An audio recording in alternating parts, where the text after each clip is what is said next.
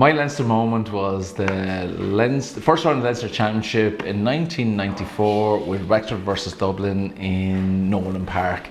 Unfortunately, there's no coverage of it. Maybe that's just as well, because after the events in the first minute, when there was a full forward line of myself, George O'Connor and Eamon Scanlon, and I think the game was less than a minute old when I heard over my shoulder a ruckus, and little did I know that George O'Connor and the fullback were boxing the heads off each other, and within another 30 seconds I'd say there was 30 people fighting. One of my memories was, and I didn't know he could do it, but Tom Dempsey proved that he wasn't just a hurler, he was in fact a very, very good boxer.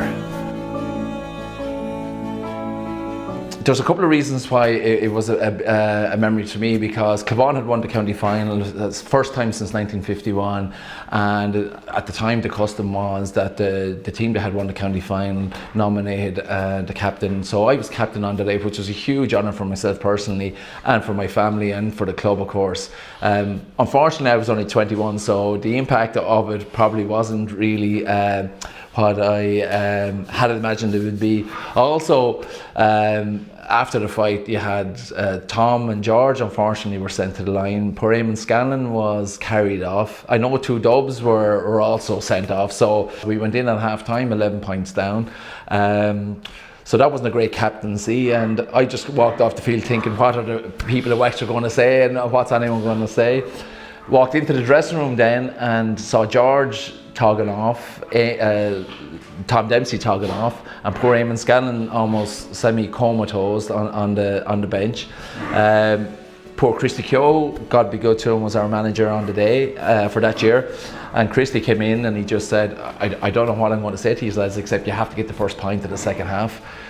We went out in the second half. Dublin got the first point, and all you could hear from the sideline was, oh Lord Jesus, we're going to get bet.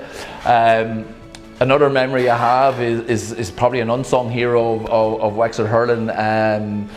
Paul Finn had the game of his life. He scored 2-3 in the semi-final, or in that match, and we crawled back a 12-point deficit to draw the game. And to be honest, it was one of the biggest memories was the crowd as well, but also the sense of relief and also the sheer joy, because I knew Dublin had played their cards then and we knew what to expect, and I think we bet them comfortably in a replay.